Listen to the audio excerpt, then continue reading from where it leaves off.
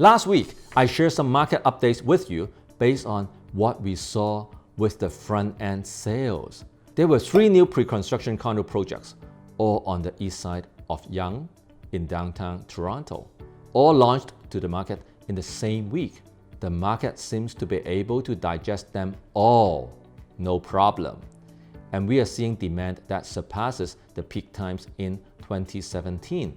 This week, real estate consulting firm Urbanation released a report on new condo sales in the GTA for second quarter of 2020. That's from April to June. I'm going to share with you 3 key takeaways from the report, and they will help to explain the demand we saw in the pre-construction market last week.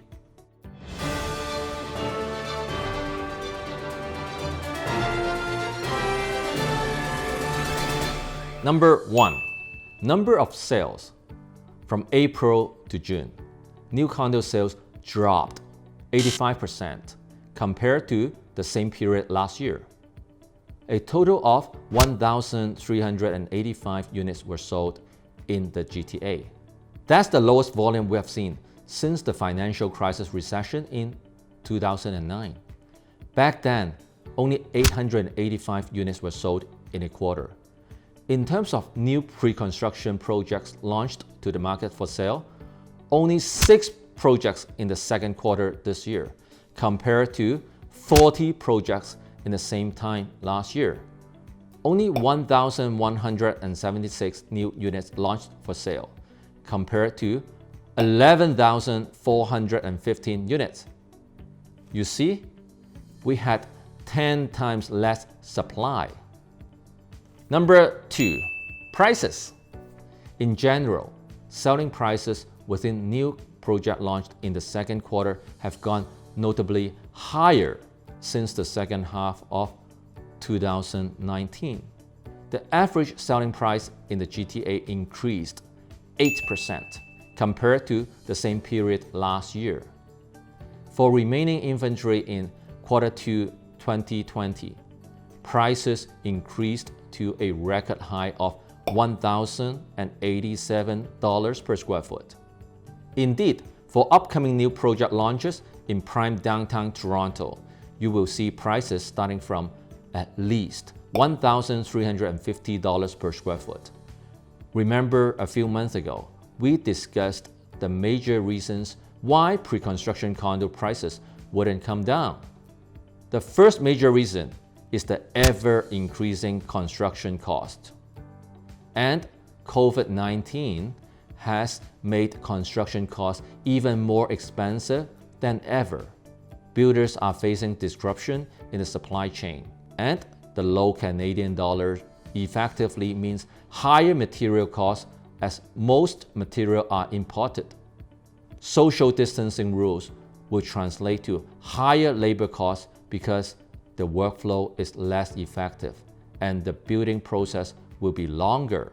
Construction delays mean that the builders have to keep their site open longer, so the cost will also be higher. There are loans to pay, wages to pay, and so on. The second major reason why prices won't come down is because of the ever-increasing government charges on developments. The development charges in downtown Toronto increased 25% last fall, and they will be increased again in November this year. So, how can prices come down when the government keeps increasing the development charges? Number 3, unsold inventory. We have always heard people say, there are too many condos, there's too much supply. But really, how many would be too many? How much supply would be too much? Let me share with you a graph of unsold new condo inventory for the past 10 years. I'm not sure if you remember 2012 and 2013. Those were the 2 years when the majority of people were saying that there's a significant oversupply of condo and the bubble would burst very soon. A few people who looked at the immigration numbers were saying that there's actually an undersupply. Of course, they were being referred to as the crazy people. Well, it turned out that the crazy people were right. There was an undersupply. So prices have started going up very quickly since 2017. If you look at the number of inventory we have right now, supply is actually very low, 40% lower than what we had in 2013.